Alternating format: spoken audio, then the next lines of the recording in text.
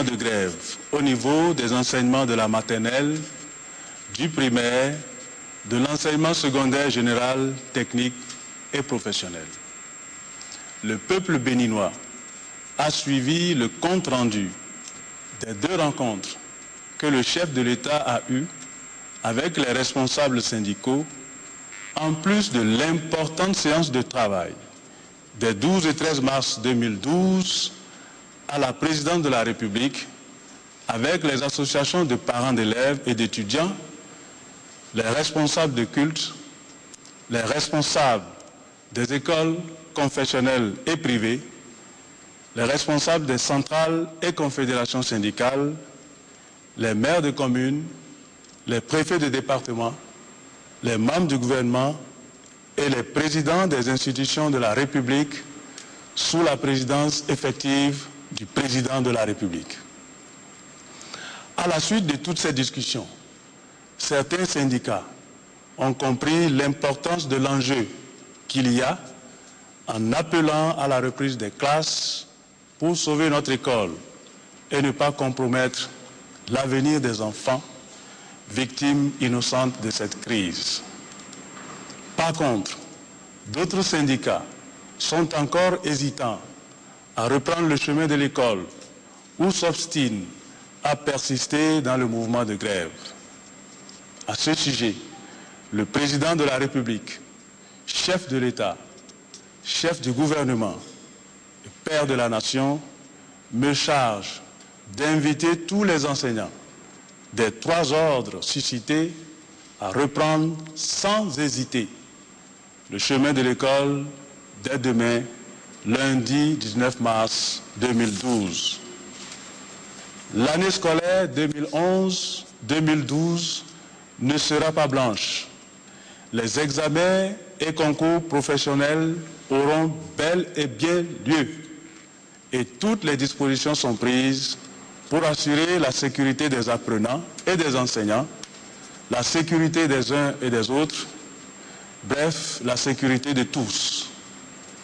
À cet effet, les parents d'élèves, les élus municipaux, communaux et locaux, les maires de communes, ainsi que tous les citoyens, sont invités à collaborer avec les forces de l'ordre pour leur signaler tout fait singulier ou une quelconque anomalie qu'ils auraient constatée de nature à compromettre le bon déroulement des activités pédagogiques. Une fois la reprise effectuée, les négociations pourront s'ouvrir pour poursuivre les discussions sur la question relative à l'incitation à la fonction enseignante qui est considérée comme une nouvelle revendication. Le président de la République me fait dire au personnel enseignant qu'il n'est pas indifférent à cette nouvelle requête et réaffirme son engagement d'œuvrer avec son gouvernement pour la poursuite des réformes visant l'accroissement de nos ressources. Il me charge également de rappeler au personnel enseignant que toutes les fois que le gouvernement a eu des possibilités, leurs revendications ont toujours été satisfaites. Cette nouvelle revendication relative à l'incitation à la fonction enseignante ne saurait donc constituer un point de divergence entre les enseignants et lui, encore moins servir de prétexte pour pénaliser les enfants. Les modalités pour accéder à cette demande des enseignants seront définies au sein de la commission permanente de concertation et de négociation collective sans compromettre les accords avec le Fonds monétaire international ni aller à l'encontre de la décision de la Cour constitutionnelle qui insiste sur la non-discrimination dans la répartition de la richesse nationale. Il est bien entendu que cette nouvelle mesure ne bénéficiera qu'aux seuls enseignants, en plus de celles dont ils jouissent déjà et qui a été par la suite généralisée aux autres corps de la fonction publique.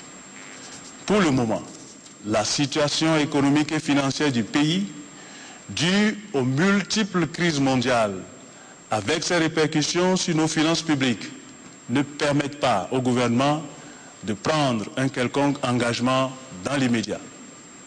Aussi, est-il totalement inopportun de compromettre nos accords avec le Fonds monétaire international au risque de perdre 250 à 300 milliards de nos francs.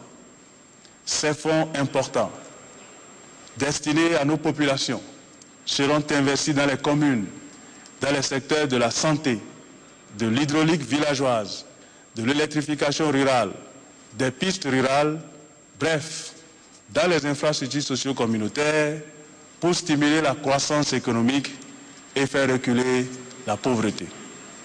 Ces infrastructures, une fois réalisées, profiteront à tout le peuple béninois, y compris les enseignants eux-mêmes et leurs familles.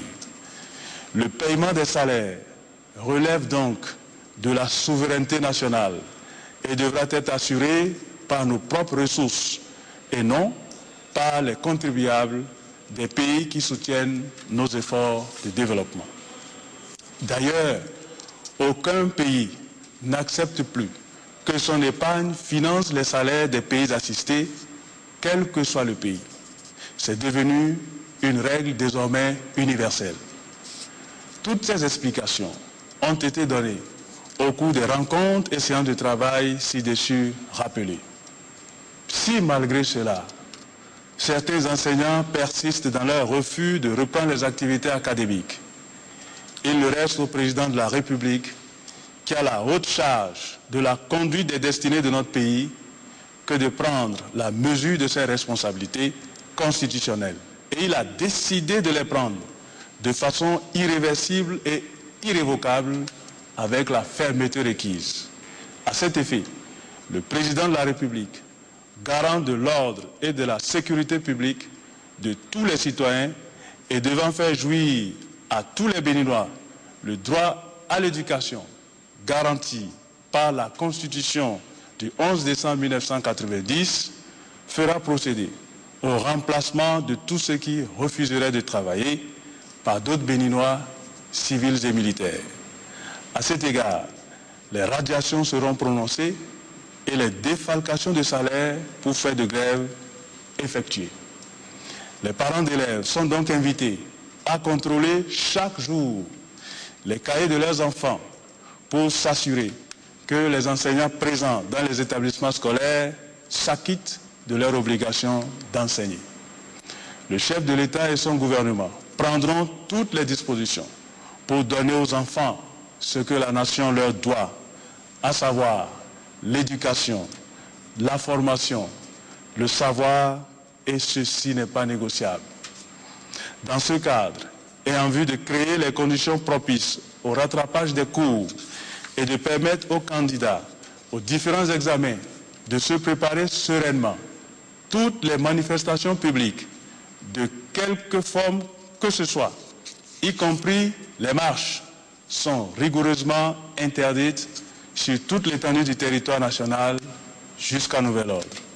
Les préfets et les maires de communes sont instamment instruits pour prendre les dispositions subséquentes et rendre compte régulièrement au président de la République, garant constitutionnel de l'ordre et de la sécurité publique.